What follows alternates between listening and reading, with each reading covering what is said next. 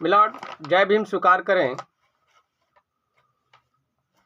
उपस्थित होना पड़ा न्यायालय के समक्ष क्योंकि लिसनर ऑफ इंडिया का समीक्षा बाकी था। ये समीक्षा किसी और को दे सकते थे,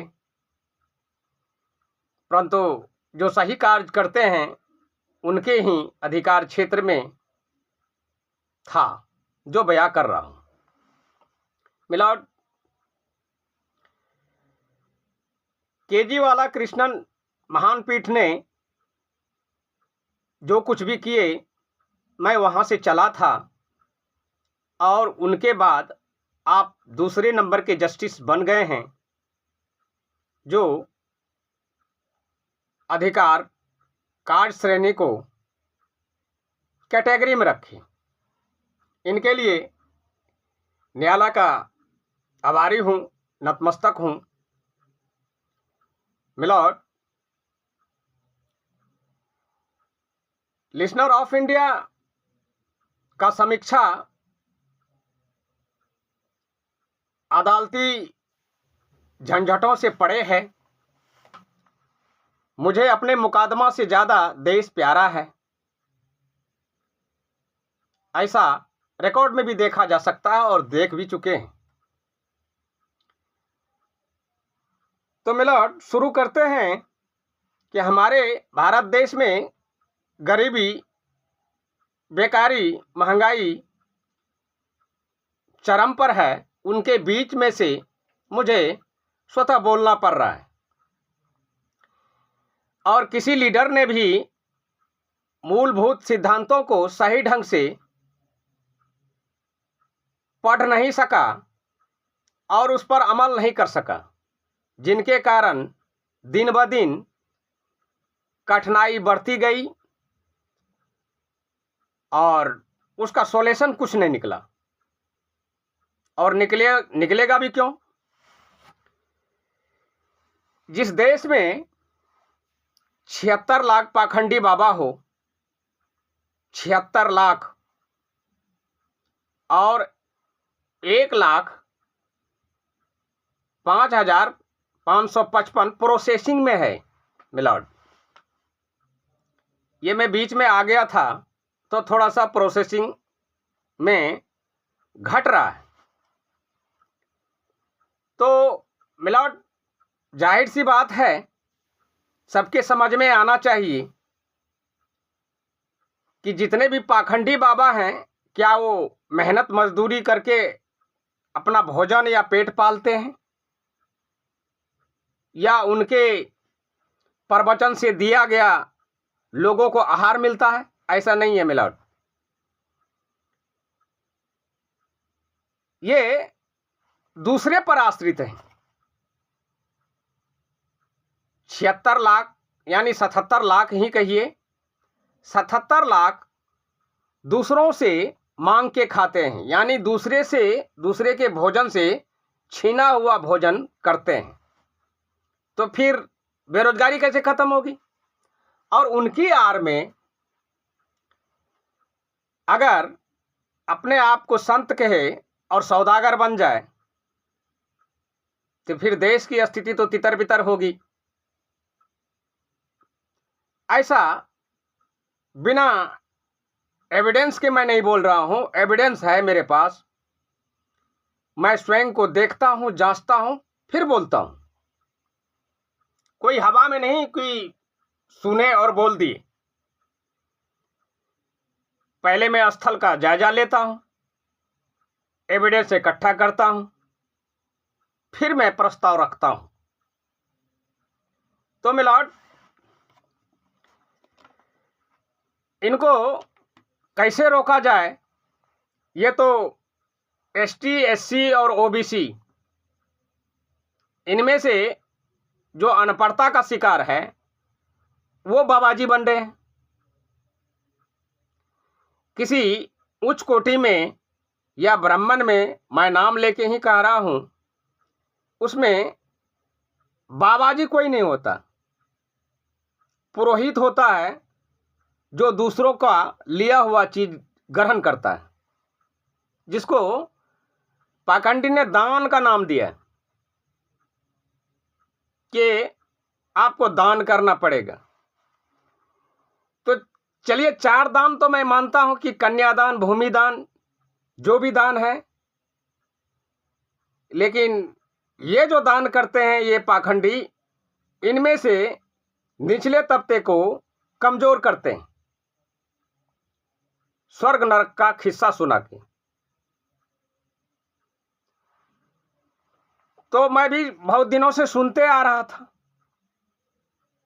तो समीक्षा मैं सोच रहा था कि मैं समीक्षा किनको दूं, जो सही व्यक्ति मुझे नजर आएगा मैं उनके पास ही दूंगा।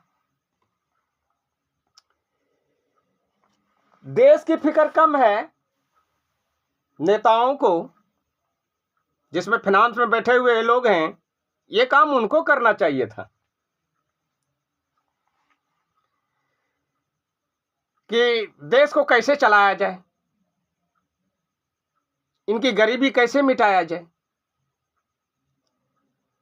तो 77 लाख पाखंडी बाबा जी झोला टांग के घूमते रहते हैं, इस दरवाजे उस दरवाजे, इस घर में उस घर में, मांग के इकट्ठा करते हैं, नाम देते हैं, भगवान तुझे सुखी रखेगा। गलत। कोई एक दूसरे पर निर्भर ना रहे, आत्मनिर्भर बने, ऐसा सभी का सोच होना चाहिए। अगर ऐसा कोई प्रवचन कोई बाबा जी दे रहा हो तो अर्थात इसका मतलब यह हुआ कि वो बाबा जी से संत हो रहा है। संत और बाबा जी में आसमान और धरती का फर्क है मिलौट। संत कभी सौदागर नहीं हो सकता। अगर संत सौदागर हो गया है या हो जाता है तो उसे अपने जीवन का अर्थ नहीं मालूम, और जीवन के अर्थ जाने बगैर कुछ बोल देना और उसे पाखंडी के द्वारा रचा गया और लोग उसे मान ले, तो ये भी खेद का विषय है मिलौट। मुझे तो मैंने आपको वचन दिया था कि नहीं आऊंगा, लेकिन जब देश की बात होती है तो फिर मैं कहां खामोश रहूंगा। ये शरीर ही हमारा देश के लिए बना है, समाज के लिए बना है, व्यक्तित्व के लिए बना है, और सभी में से मैंने किसी को बिना कष्ट पहुंचाए उत्तर दे देता हूं, और उत्तर वही दे सकता है जो प्रश्न को समझ सकता है। और प्रश्न समझे बगैर कोई जब हल करता है तो फिर वो सार्थक नहीं है, निरर्थक है। मिलौट 1,55,000 पर बाबा नहीं पहुंचना चाहिए। इसके लिए नेता, देश के नेता जिम्मेदार है, क्योंकि वही ढिलाई भी देते हैं, वही प्रचार भी करते हैं, वही अपना रोटी सेकने का प्रयास करते हैं। तो फिर स्वच्छ समाज बनेगा कैसे? और मीडिया की भी अहम रोल रही है। मेरे बातों से दुख पहुंचता होगा, क्योंकि मैं हमेशा अपोज करता हूं गलत कामों को लेकर के। ये हमारा हमेशा से उद्देश्य रहा है। मुझे इस बात की चिंता नहीं है कि मुझे न्याय मिले। न्याय मिले तो केवल बच्चों को, नारियों को, इनके लिए मैं सदा आगे आऊंगा, चाहे वो मेरा रहे, चाहे अन्य भारत देश का और कोई नागरिक हो। नेता तो सबसे पहले चिकनी चौपड़ी बात कर करके बहुत आगे निकल जाते हैं, अगले पद पर रहते हैं, श्रेष्ठ पद पर रहते हैं। लेकिन जब श्रेष्ठ पद पर पहुंचते हैं, मैंने जायजा करके देखा तो केवल अपने को देखते हैं, स्वयं को देखते हैं, फिर वो सारे कुछ भूल जाते हैं। ये दुर्भाग्य है देश का, जो बोलने से भी मैं शर्मिंदगी महसूस कर रहा हूं कि आखिरकार बोलूं तो बोलूं कैसे, जब अपने लोग ही अपनों से जंग करना शुरू कर दे, फिर एकता में बल कैसे मिलेगी मिलाड? ये भी सोचने का प्रश्न है। मैं ज़्यादा नहीं बोल करके, क्योंकि मैं जानता हूं कि आपका 1 माह का समय बचा हुआ है, इस 1 माह में बहुत कुछ किया जा सकता है, ऐसा मेरा मानना है। मैं न्यायालय से भी अपील करता हूं, मैं अपने केस के माध्यम से कुछ नहीं टीका टिप्पणी करूंगा, क्योंकि ये लिसनर ऑफ इंडिया का समीक्षा है, इसमें से किसी प्रकार का कोई प्रश्न इसमें नहीं डाला जाए, बल्कि देश के सामने जो जटिल समस्याएं हैं केवल मैं उस पर विचार कर रहा हूं। राजनीति होती रहेगी, आदमी आते रहेंगे, आदमी जाते रहेंगे, लेकिन जो नियमें बनाई गई हैं, संविधान के आर्टिकल्स बनाए गए हैं, उसका हमेशा सदा सदुपयोग में हो, यही मेरी आशा और कामनाएं हैं। इन्हीं चंद शब्दों के साथ मैं अपने मुख को विराम लूंगा। जय भीम, जय भारत, जय रविदास, नमो बुद्धाय।